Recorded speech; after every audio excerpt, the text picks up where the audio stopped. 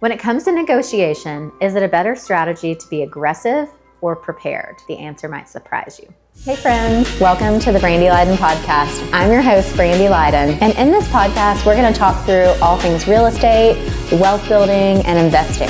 And what I really want you to do is reach your financial freedom and live your life worth living.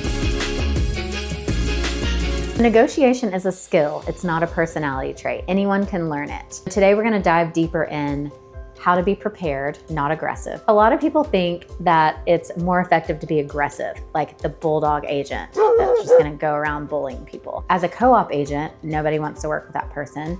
As a buyer, seller, nobody wants to work with that person. You want to be confident, you want to be strong, you want to be able to educate your people, but negotiation is all in the prep work. The prep work is what wins the offer before you ever make the offer. The best negotiators do 80% of their work before a number is even said out loud. If you think about if you are representing the seller or the buyer, let's talk about buyers first. So if you're representing a buyer and you're going to make an offer, so what is that 80% of the work? We want to know all the details prior to making the offer. So you want to know the seller's timeline. You want to know their motivation. Why are they moving? Is this kids, downsizing? Has there been a death?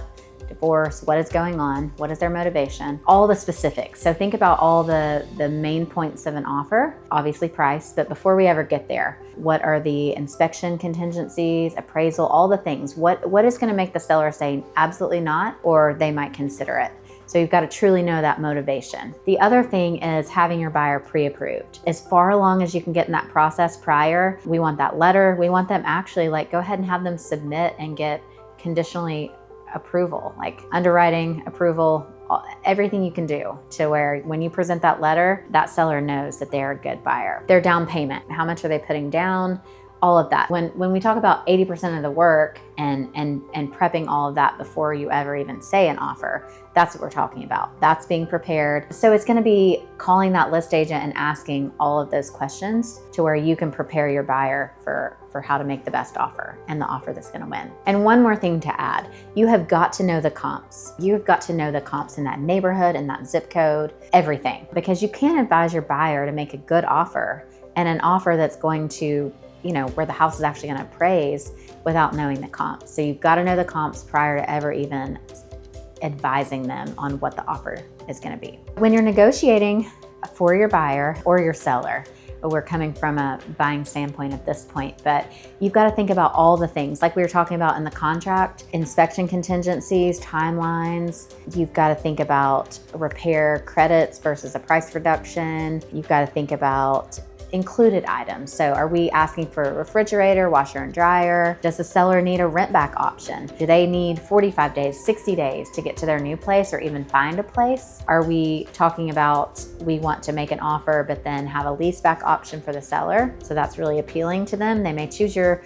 lower offer or offer with some closing cost and included furniture or something like that over the higher offer if you are doing a rent back or a lease back. The third thing we're going to talk about is reading the room, knowing the market. Is it a buyer's market? Is it a seller's market? So this is going to be really important for you helping your buyers and sellers. Do you know the market trends? And I'm not talking about, we've all had agents that have come from another city or another state that are licensed in a couple states. Are you working with a local agent that truly knows your market? Do we know neighborhood trends? Do we know days on market for every zip? Do we know all of that kind of stuff? It makes a really big difference because you cannot advise a buyer or advise a seller to go in low or go in with this if you're completely off for what market trends are doing. And are we in a buyer's market? Are we in a seller's market? Are we kind of neutral? You cannot give any advice if you do not know all of those stats. Next up, we're going to talk about common negotiation mistakes. The first one we're going to talk about is getting emotional and overpaying.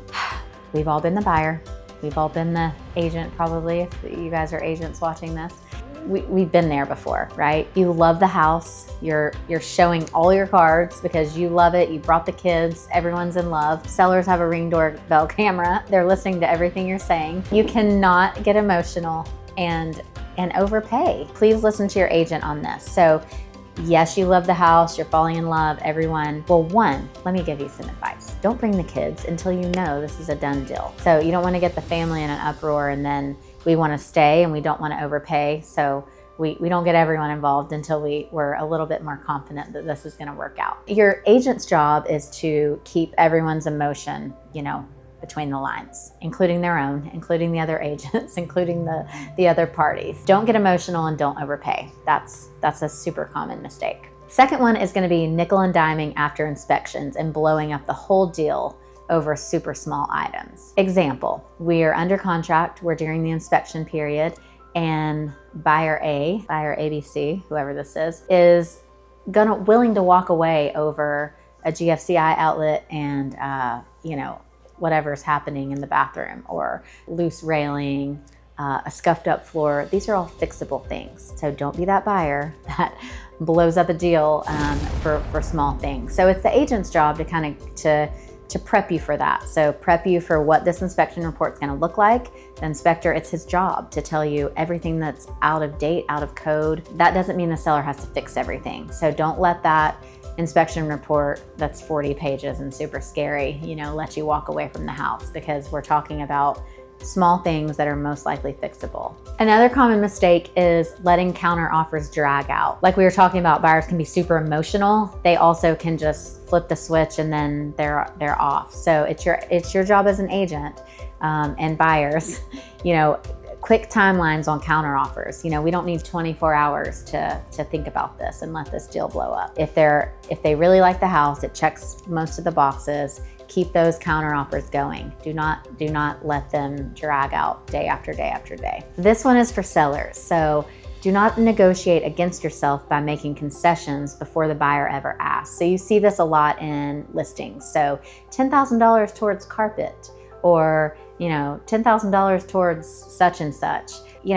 Unless you know that you're in an area or there are some things that you can't change. Location, you have a steep driveway, you're on a main road. Those are things that you cannot change about your house, and you're gonna offer some things, to entice some more buyers, right? But right off the bat, let's not give away $10,000. Let's not give away, free carpet or something like that. Have the buyer ask. So sellers, don't give it all away up front. Okay, so a quick recap. Do your homework on motivation before writing an offer. Remember that price is only one of your levers you have to negotiate with. Adjust your strategy to the local market, not national trends. And keep your emotion out of the room. Let your agent be the buffer. So at the beginning, we talked about which way is better, aggressive or prepared. There is a middle ground here.